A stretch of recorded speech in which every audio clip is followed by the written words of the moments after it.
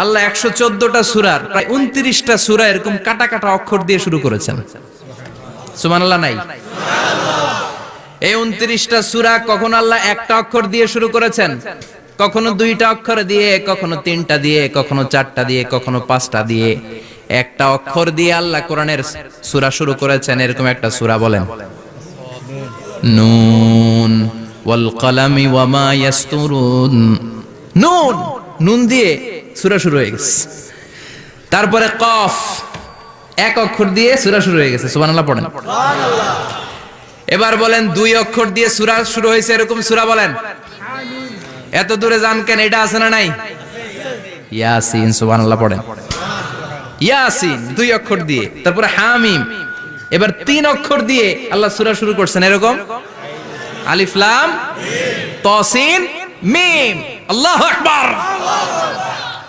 আবার 4টা অক্ষর দিয়ে সূরা শুরু হয়েছে এরকম আছে না নাই? হাফেজ সাহেব কোন? আলিফ লাম মিম রা, আলিফ লাম মিম সাদ আছে না নাই?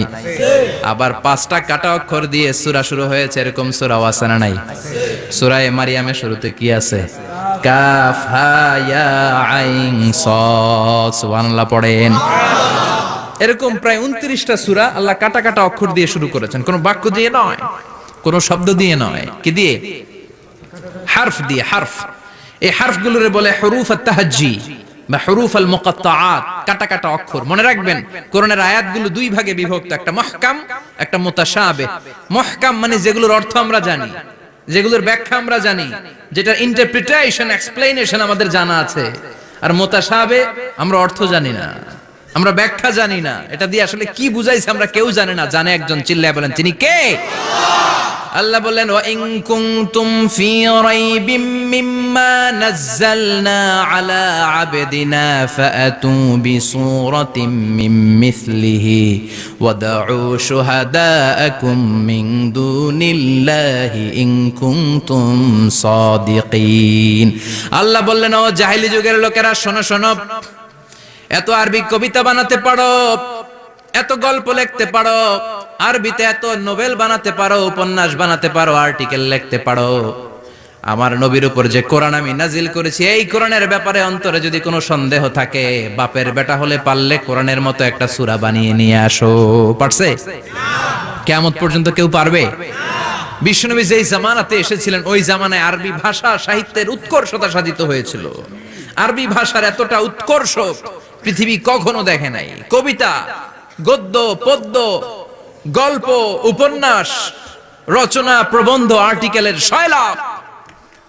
এই ভাষা সাহিত্যিকদের চোখে আঙ্গুল দিয়ে আল্লাহ বুঝাতে চাইলেন, এত অর্থ করতে পারো, এত ব্যাখ্যা জানো, এত বড় বড় বুলিয়া ওড়াও, এত কিছু তুমি জানো, তাহলে বলো ইয়াসিন অর্থ কি?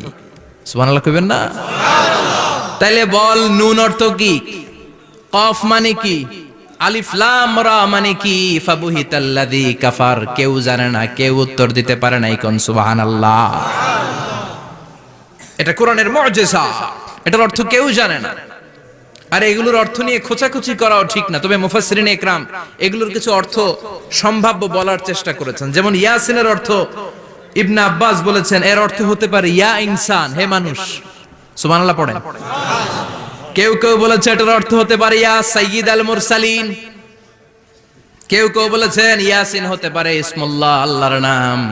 কেউ বলেছেন এটা হতে পারে ইসমুন লিন নবী, বিশ্ব নবীর নাম। আবার কেউ কেউ বলেছেন ইয়াসিন হতে পারে এই কোরআনে কারিমের একটা নাম। কোন সুবহানাল্লাহ।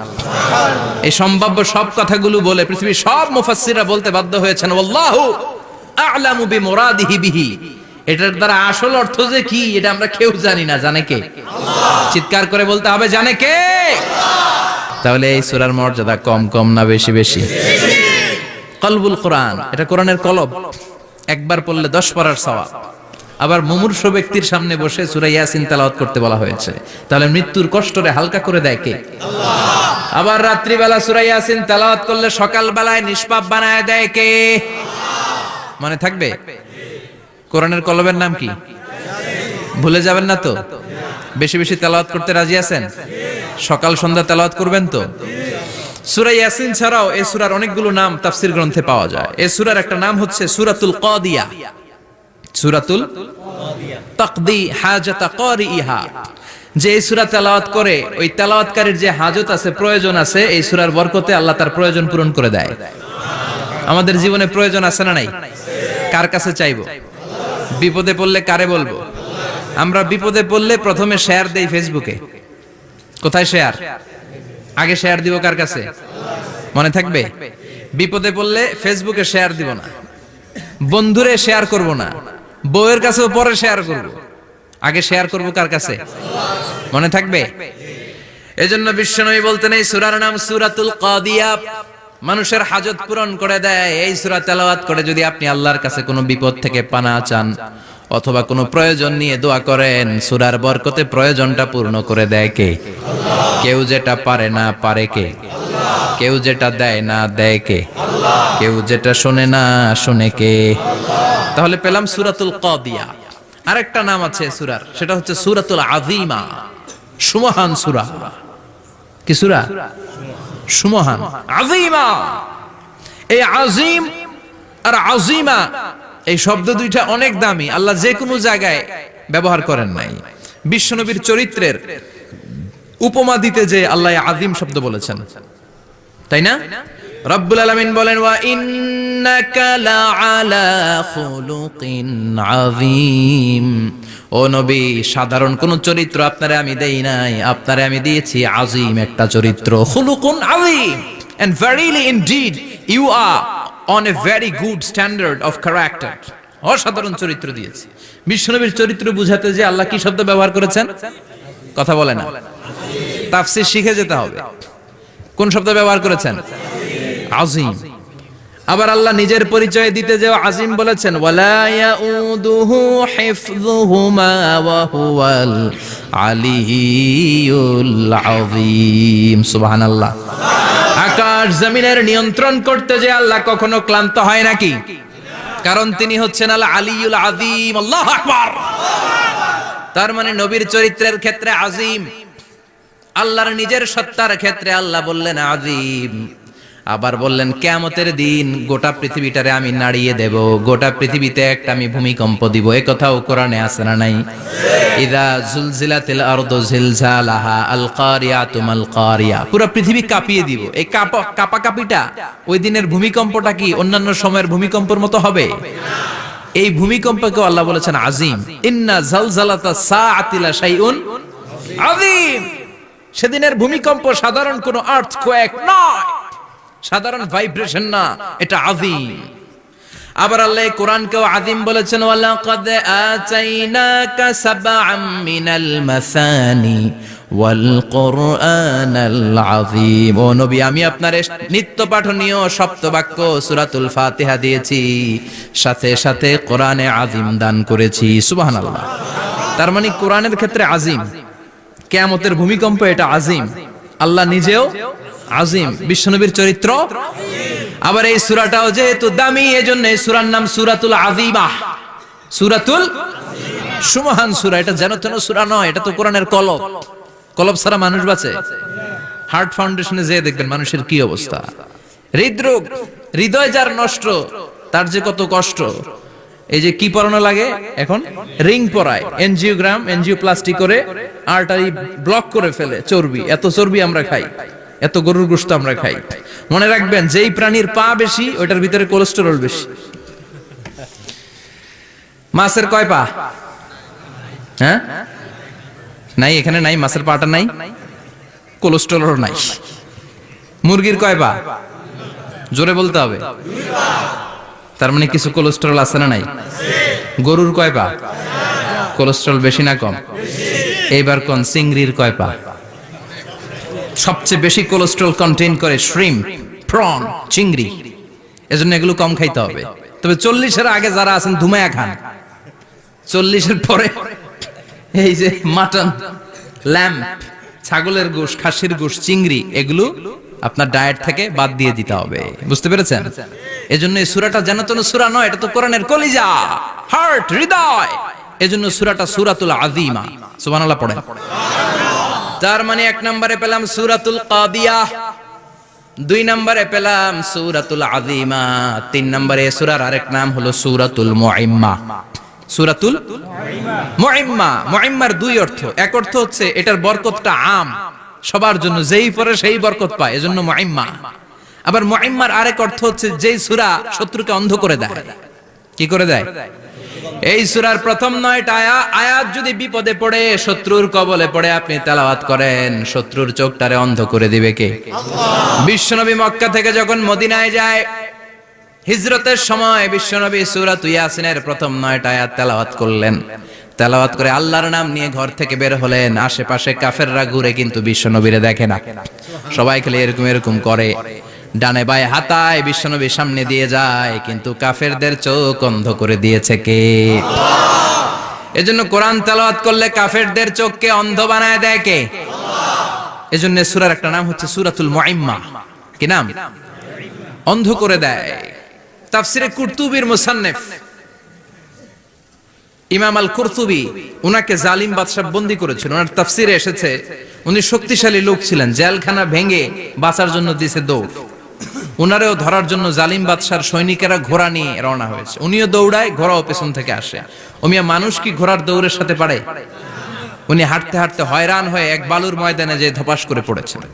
ওরাও ঘোড়া দিয়ে এসে নেমেছে, কিন্তু আজীব তামাশা, উনি বালুতে ধপাস করে পড়েই সূরা ইয়াসিনের প্রথম 9 আয়াত তেলাওয়াত করতে শুরু করেছেন।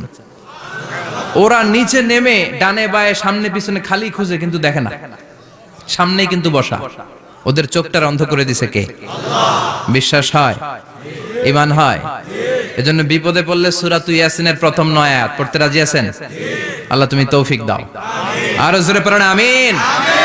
এজন্য আল্লাহ চমৎকার ভাবে এই সূরাটা শুরু করে দিলেন। 2টা কাটা অক্ষর দিয়ে আল্লাহ বললেন ইয়াসিন ওয়াল কুরআনিল হাকীম ইন্নাকা লামিনাল মুরসালিন আলা সিরাতিম মুস্তাকিম। পড়েন সুবহানাল্লাহ। ইয়াসিন সূরাটা শুরু করলেন কি দিয়ে? এটা কি কোনো বাক্য? এটা কি কোনো শব্দ? এটা কি অক্ষর? 2টা। প্রথম অক্ষরের নাম, দ্বিতীয়টা আওয়াজ করে বলেন, প্রথম অক্ষরটার নাম, দ্বিতীয়টা। খুব চমৎকার না? বাক্য দিয়ে এই সূরাটা শুরু করে নাই। যেমন ইদা জুলজিলাতিল আরদু জিলজালাহা, এই সূরার প্রথম আয়াত, এটা একটা বাক্য না? আচ্ছা। ওয়াদ-দুহা ওয়াল-লাইলি ইযা সাজা, বাক্য না? কিন্তু ইয়াসিন, এটা কি কোনো বাক্য? এটা কি কোনো শব্দ? না, এটা কাটা 2টা অক্ষর। সুবহানাল্লাহ পড়েন। তাহলে ইয়াসিন মানে আমরা জানি না, ইয়াসিনের অর্থ আমরা ছেড়ে দেব কার উপর?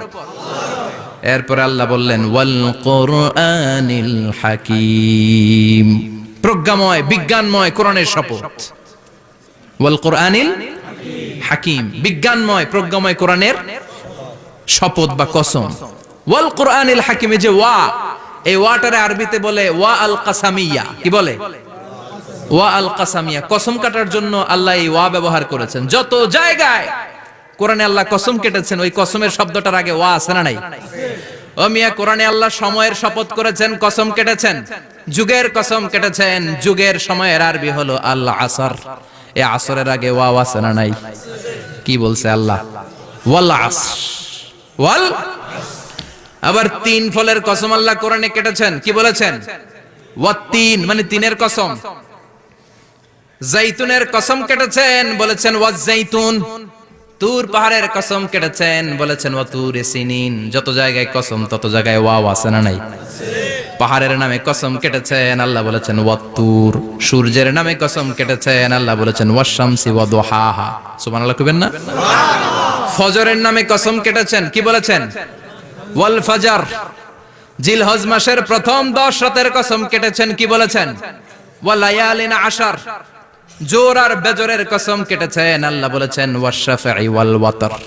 সূরা ইয়াসিনে কাটা কাটা 2টা অক্ষরের পরে রব্বুল আলামিন কোরআনের কসম কেটেছেন। এজন্য আল্লাহ বলেছেন ইয়াসিন ওয়াল কুরআনিল হাকীম। ইয়াসিন ওয়াল কুরআনিল হাকীম, প্রজ্ঞাময় বিজ্ঞানময় কোরআনের শপথ।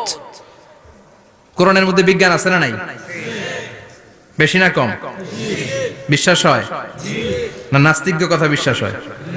নাস্তিকরা বলে কোরআনের মধ্যে বিজ্ঞান নাই, কোরআনের মধ্যে সায়েন্স নাই, কোরআনের ভেতরে টেকনোলজি নাই। কিন্তু কোরআন বলে এমন কিছু নাই মানুষের প্রয়োজনীয় এমন কিছু নাই যেটা আমার ভিতরে নাই। আল্লাহু আকবার।